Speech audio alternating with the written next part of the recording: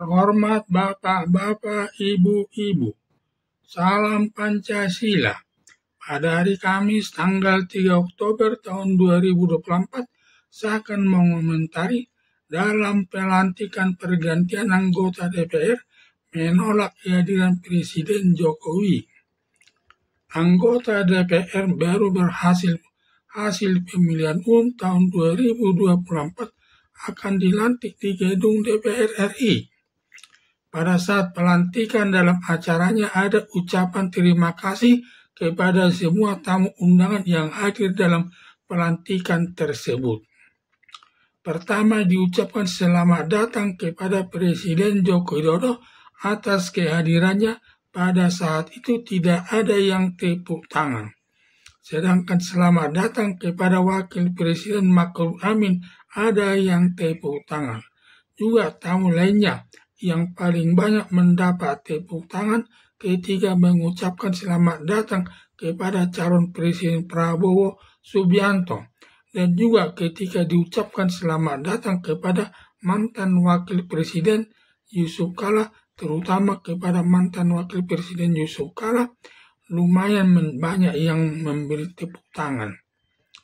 Presiden Joko Widodo tidak ada yang tepuk tangan saat diucapkan selamat datang atas kehadirannya dalam pelantikan anggota DPR baru terpilih dalam pemilihan umum tahun 2024 sebagai pertanda semua anggota DPR termasuk tamu undangan tidak senang lagi kepada Presiden Joko Widodo.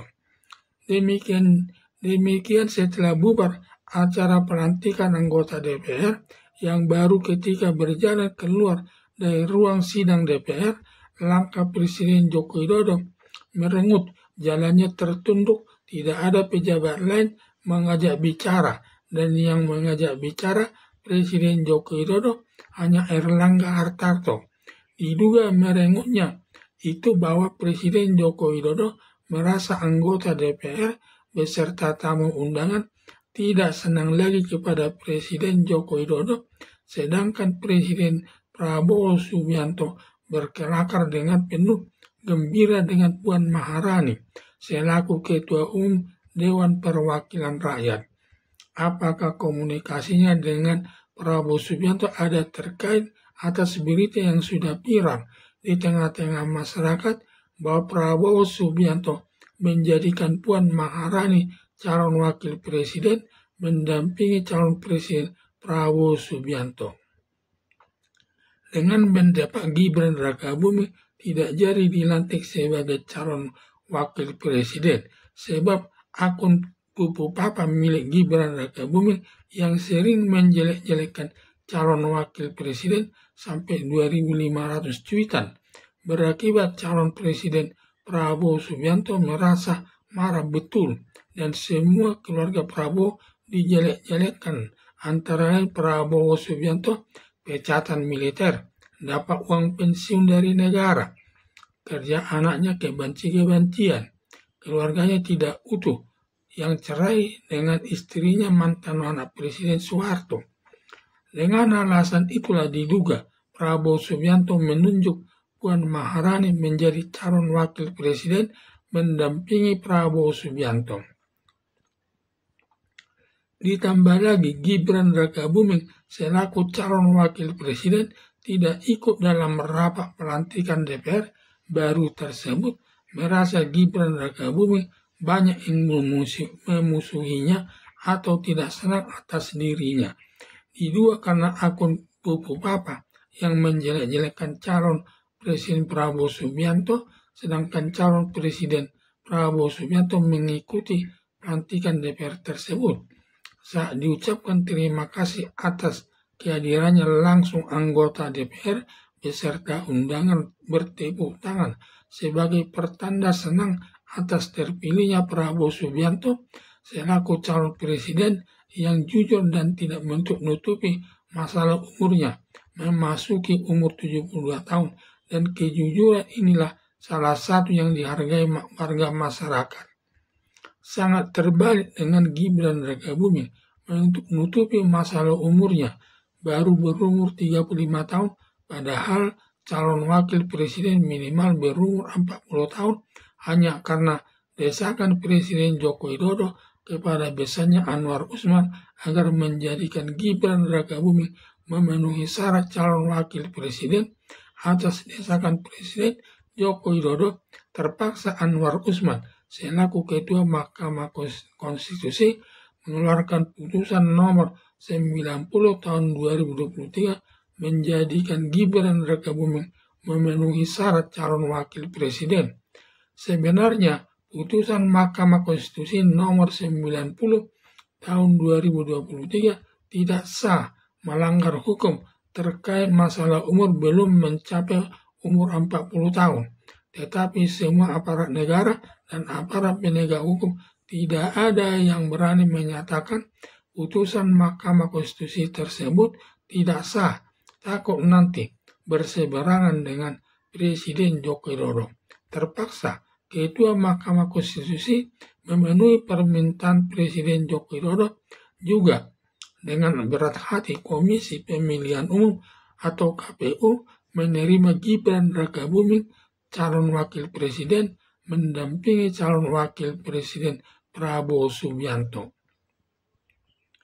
Berdasarkan putusan Mahkamah Konstitusi nomor 90 tahun 2023 menjadikan Gibran Rakabuming calon wakil presiden tidak sah karena umurnya baru 35 tahun.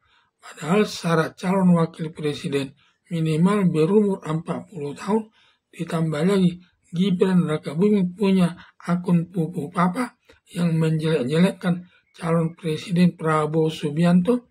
Dengan kedua alasan tersebut, Gibran Rakabuming tidak ikut menghadiri pelantikan anggota DPR baru yang terpilih dalam pemilihan umum tahun 2024. Demikian juga pro-demokrasi masyarakat Nusa Tenggara Timur menolak kehadiran Presiden Joko Widodo dalam kunjungan kerjanya ke masyarakat Nusa Tenggara Timur. Padahal sebelumnya masyarakat Nusa Tenggara Timur sangat mendukung Presiden Joko Widodo. Setiap Presiden Joko Widodo berkunjung ke salah satu daerah di Nusa Tenggara Timur selalu mendapat sambutan hangat. Sampai warga masyarakat Soe, Nusa Tenggara Timur, membangun tugu Presiden Joko Widodo di atas bukit. Saking besarnya penghormatannya kepada masyarakat Nusa Tenggara. Saking besarnya penghormatannya masyarakat Nusa Tenggara Timur kepada Presiden Joko Widodo. Tetapi setelah mengetahui kinerjanya tidak baik merusak sistem demokrasi di Indonesia, di mana ketika berada di lapangan terbang Halim Perdana Kusuma, Jakarta Timur, Presiden Joko Widodo menyatakan bahwa Presiden boleh kampanye dan memihak yang tidak boleh menggunakan fasilitas negara. Pernyataan Presiden Joko Widodo tersebut bertentangan dengan Undang-Undang Nomor 7 Tahun 2017 tentang pemilihan umum. Karena semua aparat negara termasuk Presiden Joko Widodo dan para menteri tidak boleh ikut kampanye dan harus netral kepada ketiga calon presiden dan calon wakil presiden, kecuali Presiden Joko Widodo sebagai incumbent, sebagai peserta calon presiden, boleh kampanye untuk memenangkan dirinya. Padahal Presiden Joko Widodo sudah 2 periode menjabat sebagai presiden tahun 2014 dan tahun 2019 sudah tertutup mengikuti melakukan kampanye.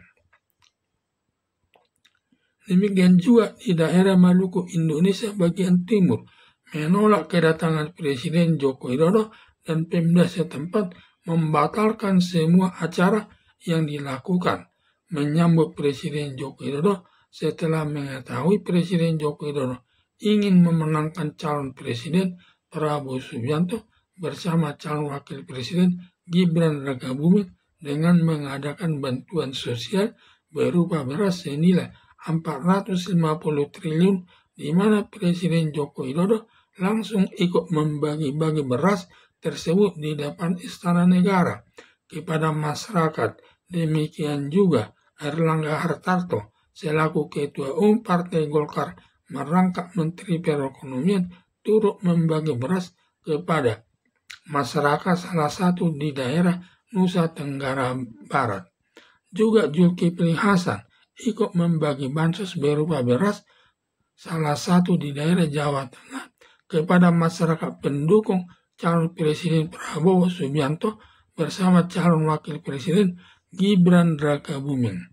Mengingat pembagian bansos berupa beras senilai 450 triliun, pembagiannya tidak merata yang hanya dapat masyarakat pendukung calon Presiden Prabowo Subianto bersama Gibran Rakabuming selaku calon Wakil Presiden, sedangkan calon Presiden dan calon Wakil Presiden nomor urut 01 dan nomor urut 03 tidak kebagian, menjadi pengadaan beras sebesar 450 triliun masuk perbuatan korupsi yang merugikan keuangan negara yang melanggar Undang-Undang nomor 19 tahun 2019 tentang pemberantasan tindak pidana korupsi.